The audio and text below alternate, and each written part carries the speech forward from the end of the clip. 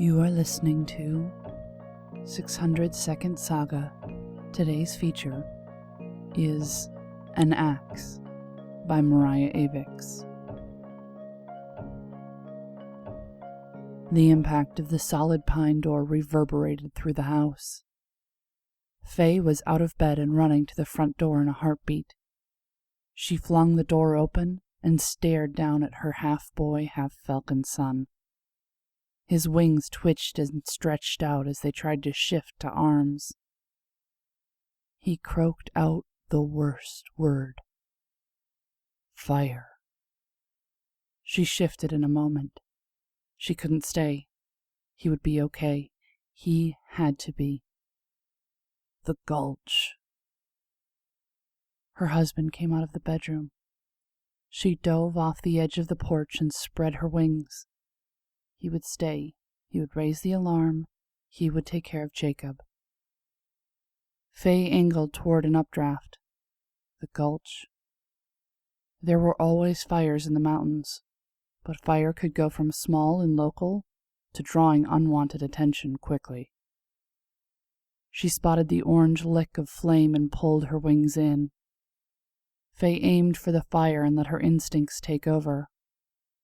Her speed increased. The tops of several trees seemed to be on fire. Smashing into a strong, heated updraft, she lost control for a moment. Spreading her wings out, she crashed into the top of one of the flaming trees. She shook herself before diving off into a slow circle of the area. Several trees at the base of the cliff were fully consumed.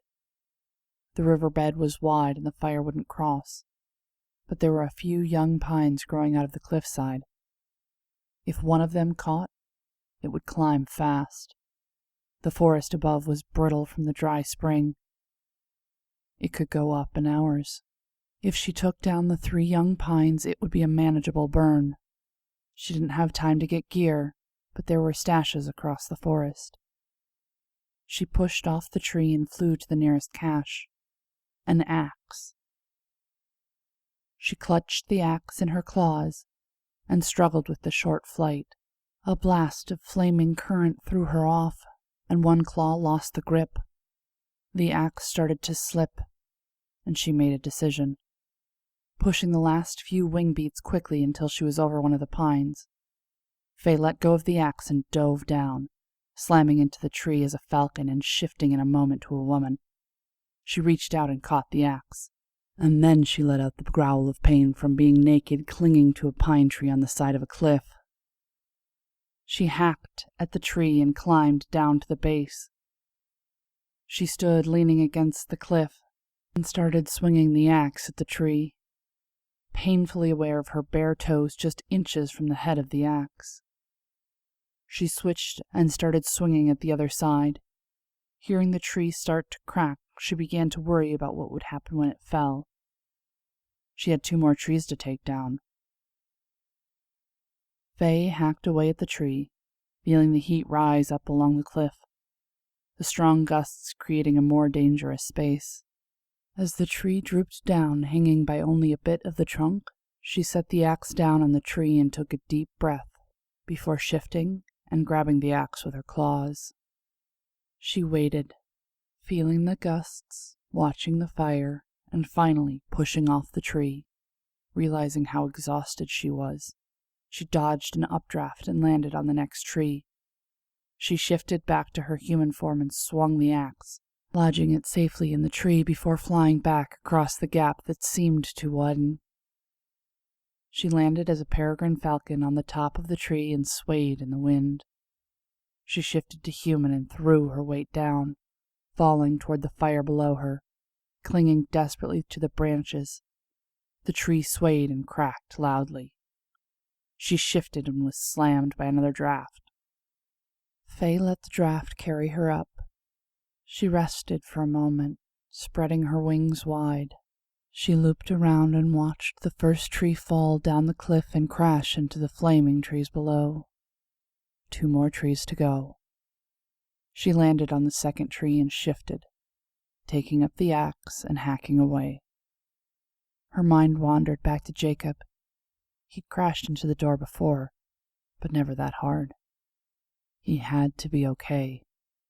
He had to be.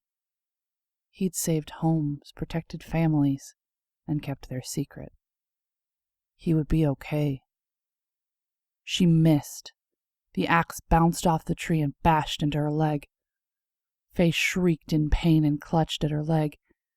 She didn't have time for this. She had to focus. The gash was deep and the pain consumed her.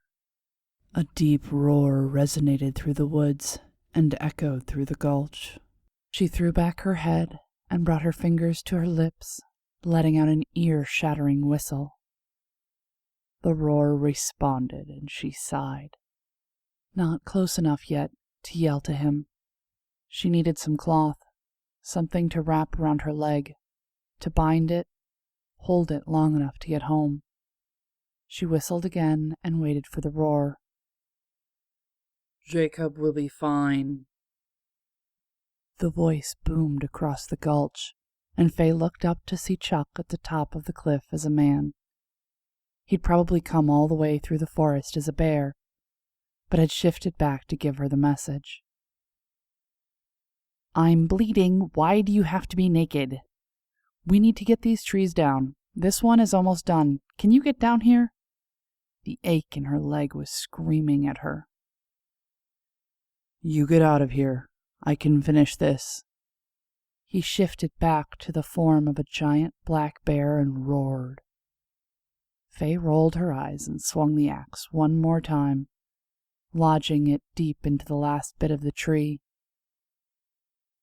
"Just jumping down here will dislodge it, so be careful." The bear roared again. Faye struggled to shift as the loss of blood was making her woozy. She watched Chuck land on the tree and leap again as it cracked and fell under his weight. He landed on the final tree and it dipped under his weight. Faye flew home. Chuck would have to finish it himself. She saw her door, high up in the trees. She could feel the blood still dripping down from her leg. She glanced down. She smashed into the door. She looked up and saw her husband fling the door open just as she slipped into unconsciousness. This was An Axe by Mariah Avix. More work can be found at 600 Second Saga. Check our show notes for links. Please consider giving us a 5-star review on iTunes to help the show reach more listeners. Your reviews make a difference in getting the stories out to the ears of new listeners. Thank you so much to all of my listeners. I do this for you. Music is provided by Mads. Learn more about 600 Second Saga, our authors, how to submit your flash fiction, and how to support the show in the show notes. This has been Mariah Avix and 600 Second Saga.